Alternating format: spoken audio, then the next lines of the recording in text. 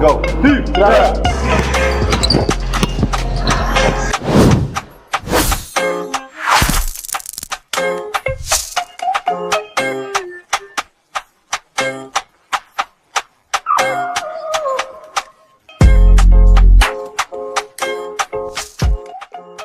Ladies and gentlemen, this is your favorite hostess with the mostest, Pinky the Paintbrush.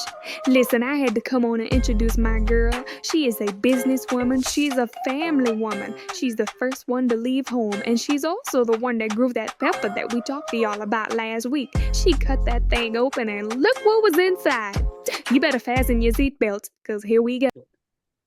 Good evening, ladies and gentlemen, and welcome to our episode number 9 of In the Paint. Now, you all know that PAINT stands for Positive Alliance Inspiring Natural Talent. So we're introducing the Alliance to you all, at least the ones that we can contact right now. And today, very, very special, as you guys know, on the show, ladies and gentlemen, please welcome my dear sister, Raynette Mitchell, to the show. Hey, sweetheart, how are you today? I am doing well, my brother. Thank you for asking. And you? Oh, Looking I'm doing good. fantastic. Thank you. You look so good. As always, Thank though. you. Thank you. Thank you. Yeah. It's good to be here. Yeah, so I'm not sure if you have been watching, but we had a little episode that went out. It actually went out late. It went out like yesterday because I'm having some upgrades to my system. So right now I'm doing like a couple of different things that I'm using as far as animating the people on there, the little characters and stuff like that, and using some more graphics just to do the introductions and stuff. So we upgrading the system. So it took a while to get that episode on, but you got introduced as a diva. So. Oh my. No, I Yeah, have yeah, not. I did not know that. yeah. Well, you got to introduce it. Panky, she's the paintbrush. She's my little Oh, anchor. She introduced you as a diva, and I was like, well, I don't know about that. They say, well, yeah. She said, well, she is a diva, but if you get a chance, check it out. It's episode 8. I will. I will. Yeah. So it is so glad. I'm so glad to have you on. I'm so glad that you decided to share and be a part of this legacy that we're establishing for, first of all, an opportunity to help ourselves. Because when I first started this, I said, you know what, this is going to help me more than anyone else. And it's helping other people, but I don't do it because of that. I do it because this is so enlightening to me. It helps my soul, it helps my spirit. It gives me structure and a foundation because a lot of times we'll grow up with each other or we'll have the same like values and we'll be pursuing and be like, well, why don't we join forces? But we never do. But this is an opportunity for us to use technology, join forces on our direction and the desires that we've had when we were younger, and also to get to know each other from a different viewpoint. Growing up with you as my sister, it was as, oh yeah, that's Raynette. But now it's like, oh no, that's Raynette. You might want to step back and take notice. So I wanted to start out by asking you something that stood out in my mind as a family member. And that was when you were the first one to leave home, literally, like leave home and not live with us anymore. And I just wanted to ask you about that because when I made big decisions in my life, particularly when I left Florida, I always relied on a real assurance within me that would tell me, okay, step out, do what you got to do. And if I didn't have that, I really didn't do it. Making that move to leave home and be on your own and independent, did you get any kind of like assurance or message within yourself that told you that was okay? Actually, I did. I felt as if I was ready, Mm-hmm. and I felt as if my life up to that point, I had been groomed to be ready. Okay. I felt like, as I was younger, I was always inquisitive about, how things were managed in the home, how Yeah. my mom cooked and all this and cleaned. And she made sure that we did certain things throughout the day when we came home from school, make sure the house is clean. And she Mm-hmm. taught me some things in the kitchen. And I started practicing those things. And I thought, well, you know what? I can do this. And Mm-hmm. I was in school, finished school, graduated, and I just had that feeling that it's time. Yeah. for me to branch out and be self-sufficient. Mm. And that's what I did. And I got my mom's blessing. She told Yeah. me, she said, I know you're ready. You're ready. It was that scene when she gave me that graduation party. She had Yeah. a big to do barbecue for me with the DJ and everything. She played her favorite song, and it was by Marvin Gaye, Got to Give It Up. Uh-huh. And I remember I went to her, and she was sitting in her chair, and I put my head on her lap outside with all the people that were there. And I just told her, I said, I love you, Mommy. She said, I know. Enjoy, baby. I told her, thank you so much for that big party. And Yeah. it was because I graduated early, 17. And by the time I left, I was 18. And I had gone to college, Southern Business College, and I met the love of my life there. I was Mm. studying not music, but business management, and he was studying the interior decorating. So we met and we were dating and things of that nature. And as the time grew, we grew together, and I knew that I could make it on my own, and I had reassurance that I could because I had a job. Okay. So I started First order working, of business. and yeah, so first order of business, I was able to work and earn some money on my own, and moved out, got my things, and just left. And my mom gave me her blessings. Mhm. So I left home at an early age. Yes, I did. I left home and was self-sufficient ever since. I Mhm. started working my first job let me back up a little bit because before I even got of age to graduate, I used to work in a hair salon, Miss Tommy's Beauty Salon. So there I was working, earning a little money and helping her with wigs, doing Right. hair, doing the Uh-huh. wigs, setting them, washing them, rolling the hair up, and helping her. She used to have a shop right around the corner from our grandmother. And I used to work there after school. So I started earning my own way. And Mama used to always tell me, she said, Raynette, don't bring me your money. I used to take her my money when I got paid. And she said, don't bring me, no, don't give it to me. You go and buy yourself something. So I'd go to the Mhm. mall and never bought anything for me. I always bought something for her and came back and gave her money because I saw what she was doing. So I've Mhm. always had that. I think I was always more mature Okay. than most people my age. So yeah, I stepped out on faith. I stepped out and stepped out and never went back. Yeah, that part. Because a lot of times, folks will leave home, but they, might have a little mishap or whatever, and they kind of bounce back and go home, go back. You never did that. I don't know if you had to or made another choice, but that never came to fruition as far as your choice. You went, you handled it, and you stayed independent. And that's such a big move. That's such a huge step to It go was. away from home and make that decision. And I know it was probably be in your mind, oh Lord, I can't fail because I made this decision. I don't want to go back and feel like, mommy feel like, oh well, you made that decision. It was improper. But I don't know what drove you, but I know it, like you said, it was faith. That had to be a major part of it. That's one of our episodes that's coming up. It's going to be beyond, it's called Beyond Courage. And that's where faith comes in, beyond courage. That's powerful. That's powerful. I knew the story because I lived through it, but sometimes the memories kind of get a little, fuzzy. Plus the details that you talked about, working at the hair salon and having Oh yeah. income, something coming Oh in, yeah. and then knowing how to Yeah. manage that money or making that discipline happen in your life. Whew, that is not easy at 18 years old, So No, it like you wasn't. It said, wasn't. yeah, you were more mature. You learned how to cook Hmm. under mommy. You were cooking, helping her cook Hmm. dinners at the home. So you had that Hmm. already ingrained in you. You didn't ask for it. Hmm. It was just a part of your being, and we accept that Hmm. when we're walking through life. That's so powerful. The next question I like to ask you has to do with what I knew about you as when we were younger, as well as now. Hmm. You've always loved children. You've always loved Oh kids. yeah. I mean, you talked about starting a daycare. You would always, babysit. I mean, there was always somebody at our house that didn't live there because you were watching. Dee Dee Yes. and Melvin, and Buster Charles, all these people.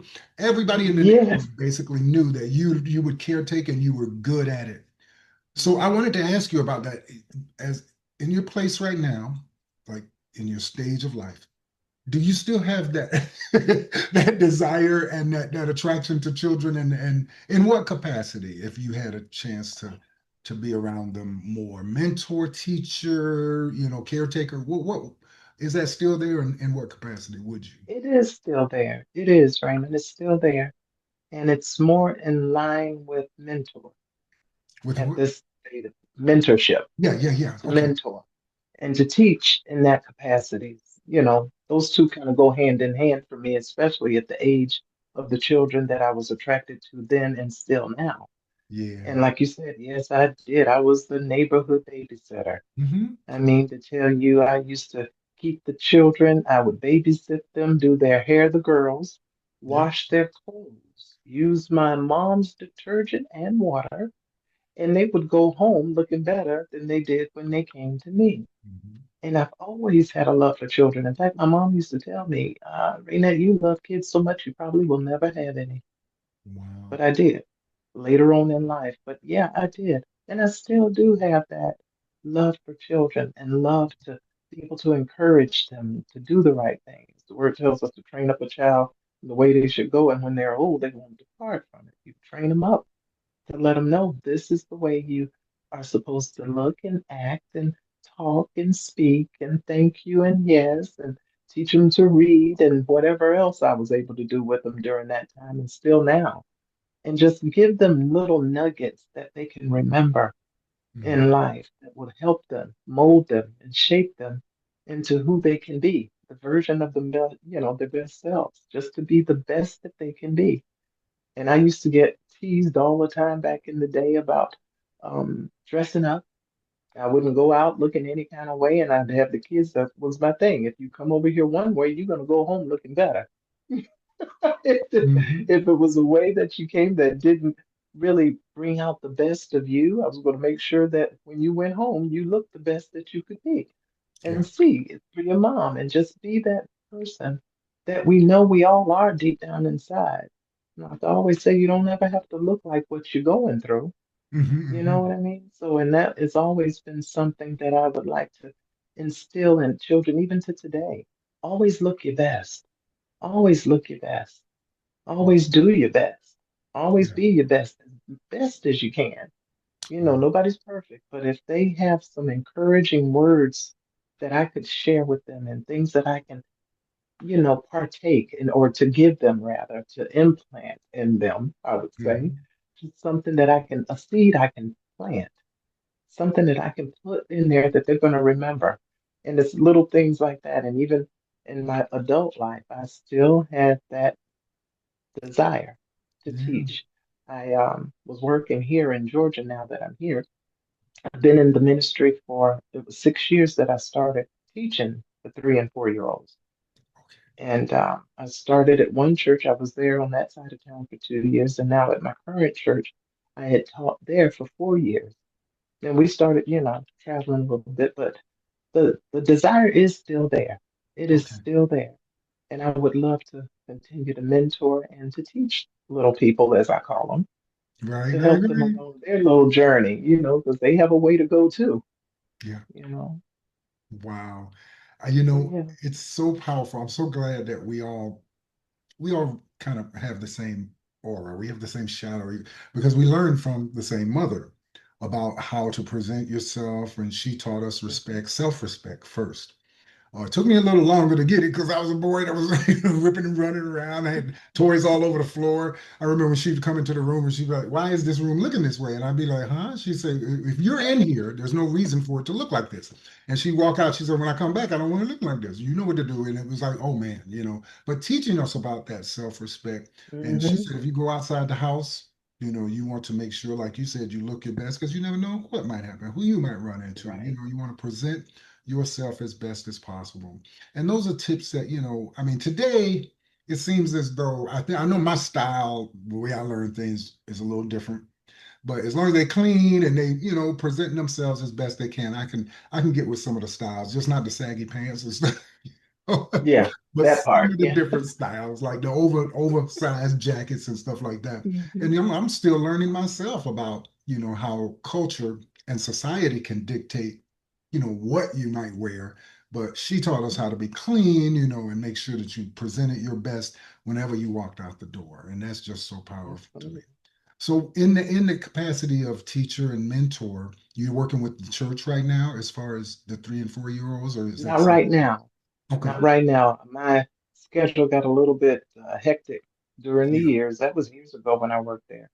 Um, it took a change where I had to travel a lot. So I wasn't able to Yeah. commit to the first and third Sundays. I was going twice a month, Okay. first and third Sundays at the late service because I'd go and take my early service. We had two services, the 8:30 and then the 11.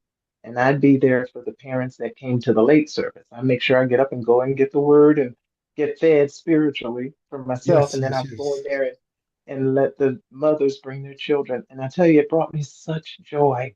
Raymond, it brought me such joy when I go out and go to the Publix right down the street from my house Hmm. and I see one of the children, and they would run up to me and call me teacher Yeah. and say grandma, because they'd be with their grandmothers or their moms, and they say teacher, and it just warmed my heart.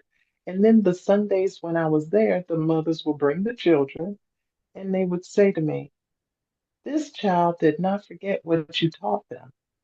She's been talking or he's been talking about that same thing because I'd get on the floor and play with them, turn the tables upside down, and tell Yeah. them we're getting in the ark when we started with Noah's Ark. Yeah. Yeah. And Yeah. they remember that. And I taught them little scriptures, little things to say that they could remember. And Yes. the mother told me, she said, I wish you were here every Sunday because they Mm. don't forget what you teach them. And that stuck with me. And it's like, my goodness. So now with my own grandkids, I teach them something and I don't think they're really listening, but they are. And I tell them something. I said, okay, what are we supposed to do? And they look at me, always do that which is right. Right, right, right. And they quoted it, sounded They reluctant, just right? Okay. said, okay, I'm so glad you remembered Right. that. You know, So a yes, couple, I just love it. yeah. A couple of things that I learned for myself when I'm dealing with my young people is that if I'm too close to the picture, I can't really see it clearly. And with our family, we're so close to the picture, we can't really see Oh boy. that they're actually absorbing. They're just like any other child out there, but they have you right, you're handy, you're right there, you're nanny. So it takes on another thing. And I kind of rejoice in it. I love the fact that my children can call me and ask me questions, and I remember be like, "Ooh, I talked to you about. Oh my gosh, it's coming around," and you realize, you know that's some fertile ground right there. That's your ground. It's your DNA. It's right extension of you. You know the ground is fertile. They're gonna buck. They're gonna kick and bounce around. That's what children do. They're gonna do all of that. But honey, them Mhm. roots are there, and eventually at the end of the day, they know. They know. Matter of fact, I quiz mine. I take them through. I'd be like, I'm in this situation. I'd like to know what do you think? And they come right up out. I'd be like, whoa, okay, so it's sticking. And that's a good way to find out if it's sticking. Give them a test. Put They did. yourself in a situation that you might, at least this is what I do, that you might think that they would encounter, and then ask them for direction and see. You'd be so surprised at how much they have and they're gaining. But being that close to the picture for me is I have to back off, back off and see them in another Mhm. light. But that's so powerful, Rainy, to love them and to want to teach them that way. I tell you, if I had a chance, I probably would have another one. I would want another boy. Um, but I'm gonna wait. Maybe my son will give me a grandson and I can There you adopt go. him. There you go. Yeah. I There did have you one go. more question for you, and then we just gonna take it. We're gonna wing it after that. Mhm. As far as like you talked about the children and everything, but you have many talents, right? You're multifaceted. You do business, you do hair, you know how to do so many different things. Yeah, a little And bit. Mhm. but what is it? Is there a particular passion or an avocation, something you would do if there was no money involved and no one would pay you, that kind of rings in your heart right now? Is there something there, passion wise? Encourager. Okay. to encourage others. Hmm. Just, even in the capacity I'm in now, as far as my work life, because I love what I do. Yeah. Um, I still, I'm not only in healthcare, I'm in heart care Hmm. because, a lot of times people, they need to hear that someone is listening, if that makes sense. They need to hear that someone is listening. And in order for them to hear, you have to listen to what they're saying so that they know you heard them.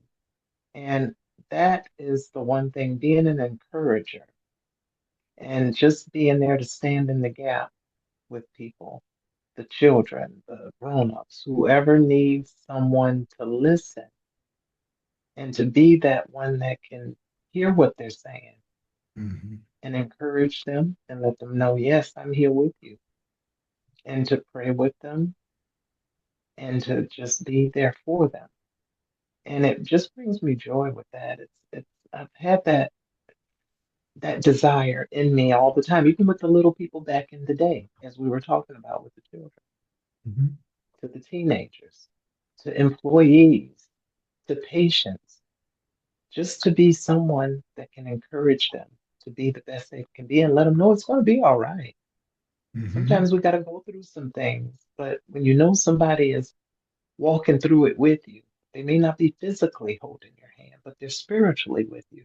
And Hmm. sometimes I get calls from people say, "Oh, you just ran across my mind, and I was just thinking about you because I remember what you told me, and I'm going through this right now. I'm going through that, and I just wanted to hear your voice."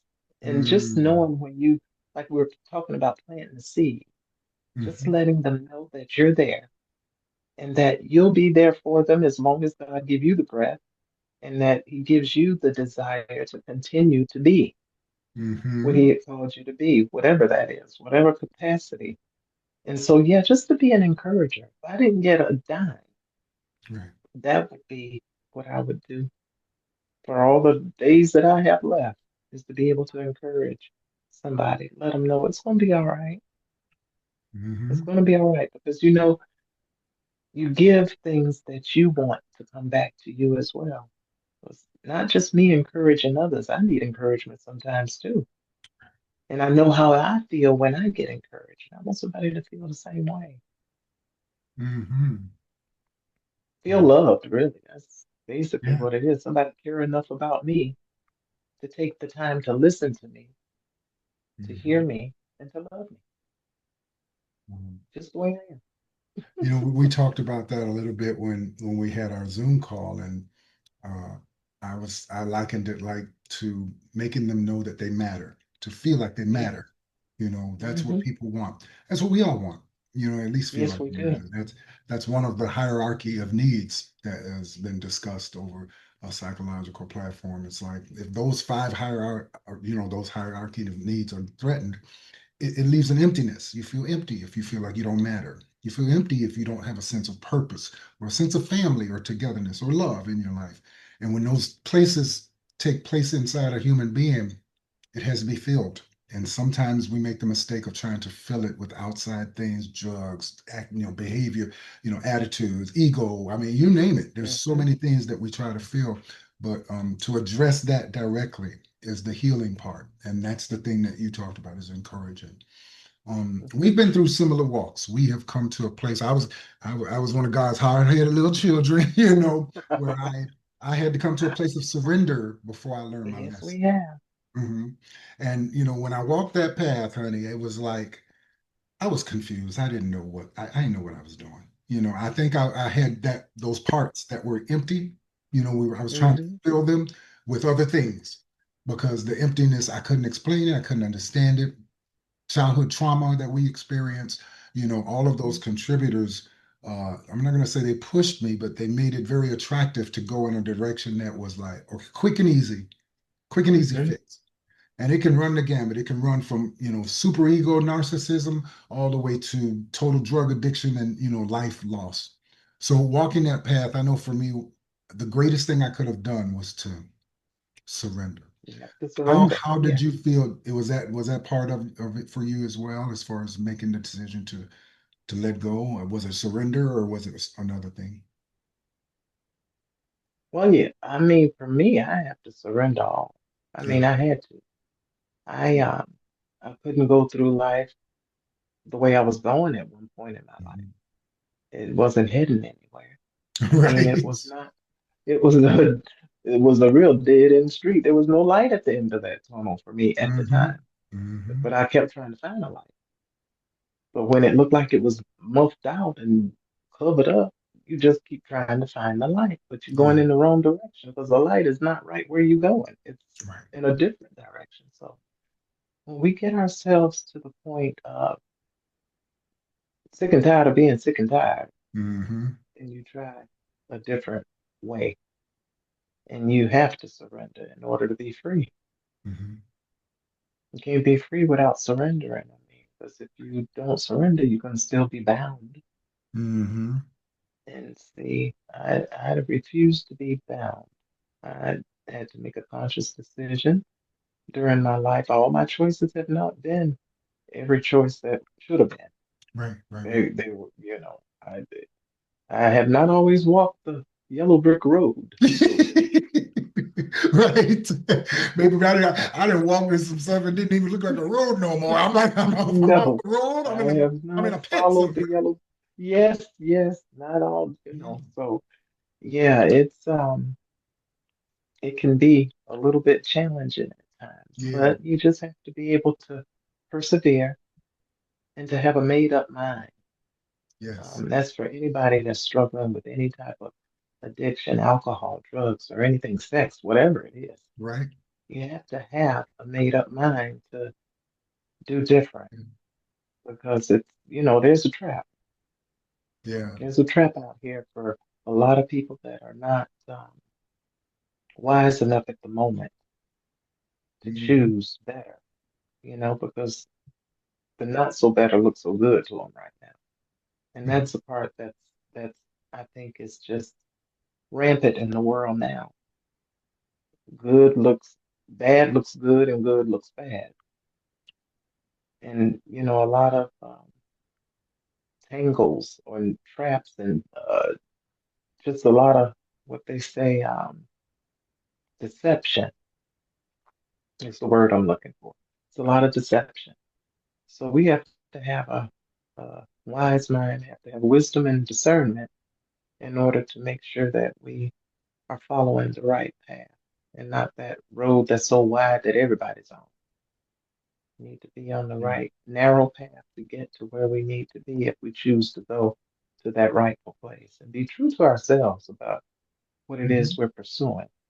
The one thing we don't want to do is to mix things up and cause confusion in anybody's life. So I would just want to be to the place of peace.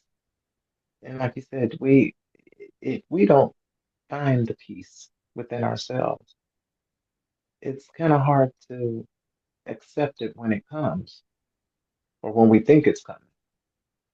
How can you identify it if you haven't experienced it really yourself? So what do you know about peace? What about that surrendering? What do you know about it if you haven't really done it? So surrender is just letting go of all of it, and it takes Yeah. that for everybody, I think, to do when they feel like there's a tug of war going on within. Yeah. We have to surrender all. Wow. I don't know if I've Well, answered the question, but I just gave a little more than probably what right. you asked. Yeah. When I first decided that what I needed, like you said, sick and tired of being sick and tired, I thought of the word as weakness. It was like, oh my God, I gotta surrender. That means that I'm weak. I didn't make it. I wasn't successful or whatever. But we talked about one of the episodes, the process, and how being in love with the process is more, for me, more valuable and more rewarding than trying to have a result that I might miss or not miss. And now my emotions are attached to that. If I'm in the process, then I understand that it's going to always take me to the right place. The process that I had to go through was one of surrender, which was not a weakness at all. It happened to be one of the greatest strengths that I could have. And that's, first of all, accepting, self acceptance, accepting myself, and knowing that left to my own devices, I won't be able to surrender, go in because I'm not here no more. My own devices. Right. We've done that. That. So the surrender was the process that took me to a place of saying, you know what, this is the best that my life could have ever, taken. And that's grace and mercy, what we talked about a lot, Mhm. in our discussions as far as what's fueling us now. And so I'm really grateful. I know that's my path. I don't know what the path of my children is. I watch them every day. I try to make sure I'm available to provide them my experience. But I can't govern where they're going to go and what they're going to do because the more I try to control them, then the further they Oh, go. I have to embrace absolutely. them and be with them wherever they go and be willing to travel. And like you said, be available to give them the guidance and tell them, look, this is what hey, when that happened to me, this is what I did. Now, I ain't saying this going to happen to Hmm. you, but you might want to try some of these suggestions or compile them together and the Right. good stuff and keep moving on. So that's really something. And I've noticed our life has been intertwined in such a way, not only the Ray in front of our names, but even the Oh, fact that you wound up being with someone in a business that was touched, given into my heart, my soul when I was born. And I thought about that the other day. I was like, wait a minute. Had it not been for Raynette being in her situation, I wouldn't be the person I am. My career I would have never had a musical career. And it's like, who puts these pieces in these places, and then when we step back, like we was talking about, step back from the picture and really get a look. Okay, do you remember why that is, how that happened? How could that be so perfectly, in line of how things are supposed to be? And when you made that choice to leave and you wound up in a situation and found the love of your life, and next thing you know, I'm on stage performing because of your choice. hmm. It's like, and I knew my passion was in my heart when mommy asked me if I wanted to play the saxophone, but who knew that it would all intertwine perfectly the way that it did. And then even to Hmm. where everybody is in our family now, in the alliance, I call it, positioned particular places at particular times in Right. this crazy, chaotic world. Who does that? Who moves these chess pieces in those places? And I'm a firm believer, obviously, in the God of all. And Right. I've expanded my understanding because that's what I'm supposed to do. When I initially started, following and trying to follow and straighten all this out, I was trying to understand me. And then I got to a point Hmm. where I realized that I'm a lot closer, or my God is a lot closer than I thought. I used to think God was in the heavens or God was so far and I had to, trudge my way. Oh, honey, when Yeah. you find out how close, it's like, and all of that, for yourself. I Yeah. know we can go all day, but I know for you, Yeah. Ray, your discovery it's been progressing in time. Hmm. I want to hear a little bit about when you first started. I mean, actually seeking, God and changing and stuff, and where you are now. How much growth would you I say? tell you, I would say, oh my, it's like for me, it's Yeah, been like when I reached out to God myself, because He never left me. He's always been with right, me. right, right. It's us that strays and go a different direction. Yeah. But many, many years ago, when I accepted Jesus Christ as my Lord and Savior, Hmm. I knew what I was doing at the time, and that's what I'm talking about. Yeah, And that's what we know. We yeah, do. yeah. Um, we know the choice we make. And yeah, we may stray a different way and do different things, and that don't always line up with what we're Hmm. supposed to be doing. And God has never left me. He has never left me. He's never left you. He's never left any of us. He's always right there with us. Mm. Even though we sometimes act like he's not, when he is. We may think we're doing something that he can't see, but he does. Yeah. That he don't know, but he does. But he never leaves us. He's always there.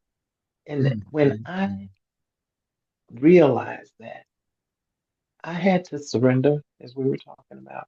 But when I made that decision, what changed for me was I got a hunger, Yeah. Yeah. like a Yeah. thirst after him more and more. And I'll Right. tell anybody, once you Yeah. get into that word for yourself, oh my gosh. It's And something. you got to get it is something. It draws you. It Right. draws you. I mean to Yeah. tell you, I was reading today and it's like, oh my gosh, I can't stop reading this. And it's like, okay, I'm gonna go back to that. But it just draws you because God is speaking to all of us when we Hmm. take the time to hear him. And the only way that we can hear him is to get in his word and listen. But we got to pray for understanding and know what we're reading and apply it as we read it. Yeah, we can make mistakes. Oh God, I messed up. But look, you woke me up again today. You gave me That- another wild moment, another wonderful Come on opportunity now. to worship. Look at that. Another wow moment. He Mhm. wowed us another Yeah. day for us to get up and just say, God, thank you. You know, I was telling my grandkids, I said, uh, how do you think God feel when you wake up and you jump up and go run and go get your tablet, you run and go put on the TV or whatever, and you never acknowledge him and say, good morning, Lord, or thank you, God, for waking me up. For My another little day. people just looked at me. They were Right. so silent. And then it came back to me. One told me, Nanny, I remember what you said today, and I thank God for waking me up. I thought, oh, good. That's all he Hmm. wants us to do. Hmm. That's all he wants us to do is acknowledge him. And when we're able to grow up and read and understand his word, get in it as soon as you can, because the Yeah. sooner the better. You don't have to Yeah. be my age talking about, oh, That part. finally.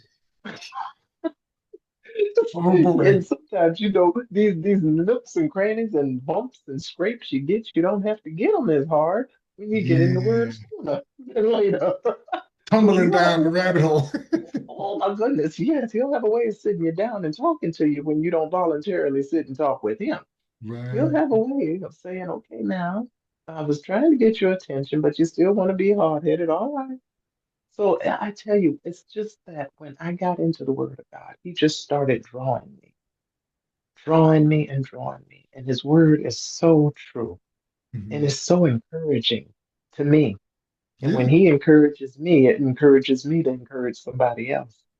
And it's Yeah. just, oh my Chain gosh, if you're reaction. saying that to me, this person may not know about you. Let me tell them how good you are. Let me tell them how good they can be if they're not already. And they are good because they're still here. They're good enough right where they are right now. They can get better, yeah, but right now you're good enough. Right now, you got breath in your body.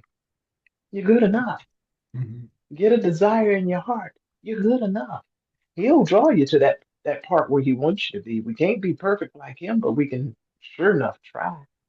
And Yeah. that's all he wants you to do is try. Get in his word and find out who he is. He already know about you.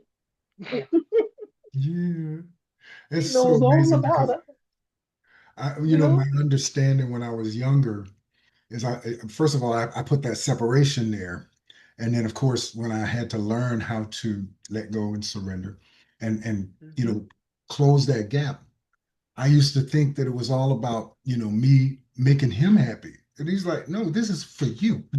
These Right. things are not, you ain't doing me no favors. You know what I'm saying? It's like when I got that understanding, I'm like, wait a minute, if I do the right thing, that ain't doing God no favors. That's helping me. And that's what I had to understand because my idea was, oh, I got to serve the Lord by doing the right thing. No, you are serving the Lord by obeying and understanding that He wants you to have life. He wants you to be healthy. He wants you to That's be right. rich in powers and imagine all of your gifts.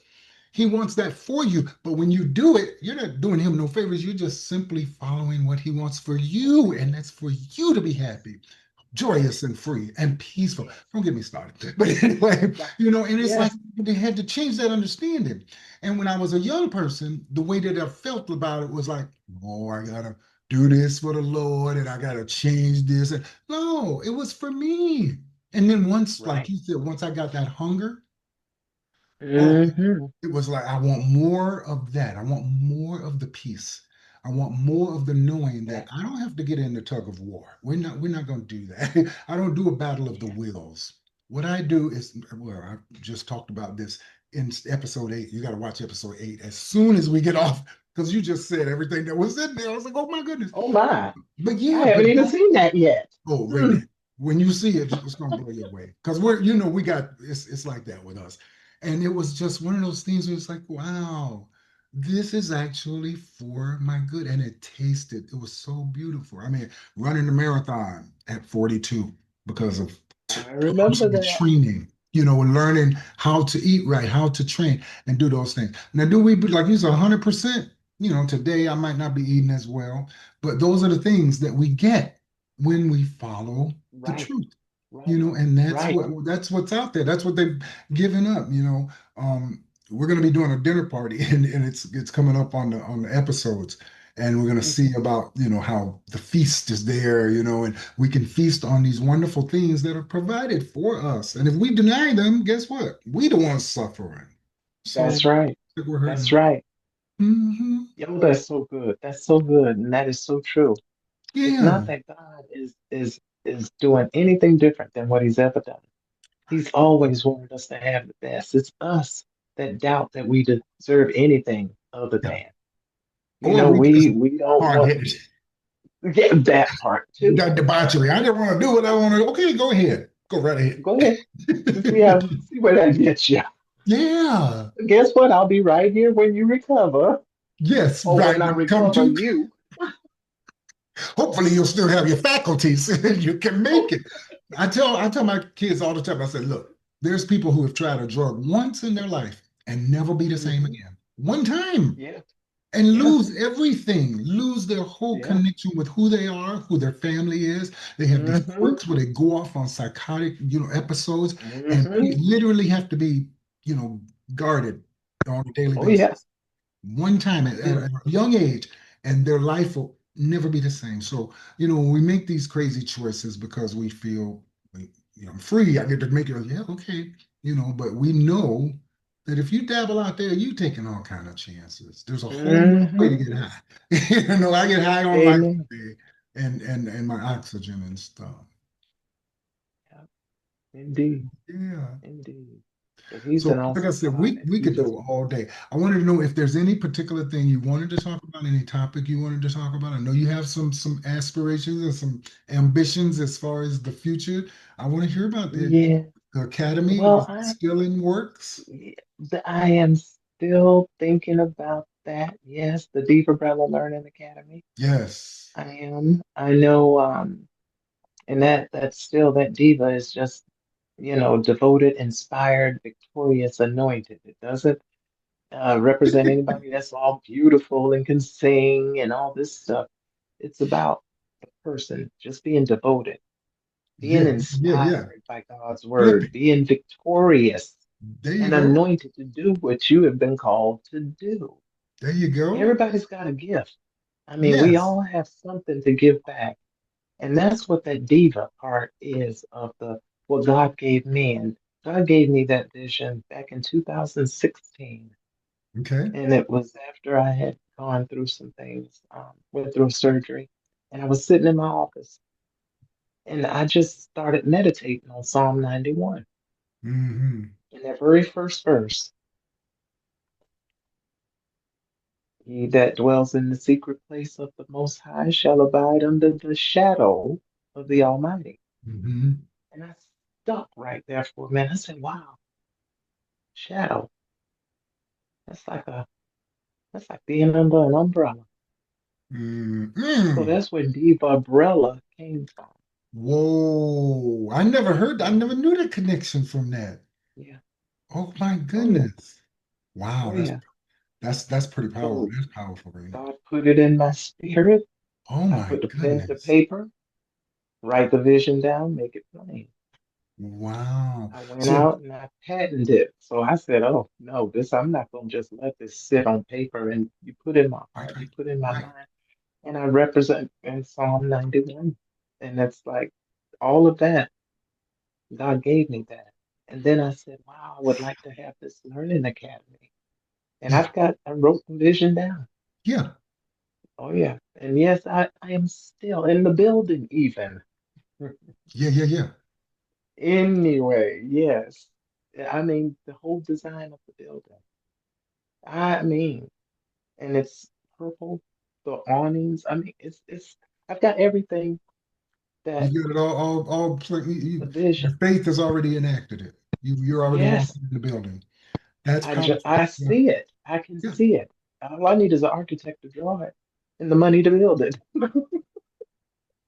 Mm-hmm. Yeah, I Mm-hmm. see the Mm-hmm. little, I can see it. But yes, the Deep Umbrella Learning Academy is still in my heart to do. Raynette, And that is I'm still working. So I say, God, whatever you want me to do, you're going to orchestrate it and you're going to lead me and you're going to put the right people in place. You're going to do what needs to be absolutely, done to bring it to pass. absolutely, absolutely. Yeah. I I know that you're not in a position to. I know the brand exists and you patent everything, but you might not be in a position to promote it as directly as you'd like to. Right. But we're going to invite Just our yet. audience to go to letsgetinthepaint.com, where she has a room in there. It's called the Heart Clinic, like she just explained to you all. And you can go in, you can find out information if you'd like to directly ask her a question about her brand and the Diva Umbrella, rollout when that's going to happen. You can do that, but she has that in the works. The Academy, I've already seen it, so it's going to happen. But thank you so much, my dear. We could Okay. talk all That was a day pleasure. but we talk every day Yeah. almost anyway, and I'm so grateful, Mhm. and I feel so much connection and power from just speaking with you. It is so wonderful to have you as my sister, and to Oh, know that same here, my brother. My God. uh, the It's process. definitely, Yeah, we yes, I we tell had no you, clue when we were them little babies in the projects and growing up. No I had clue no that our clue lives would. what Yeah, God would be doing at this time. We yeah, did not. yeah. We did not. And And I and tell you, God is amazing. And look at us. Look at all of us. We're here.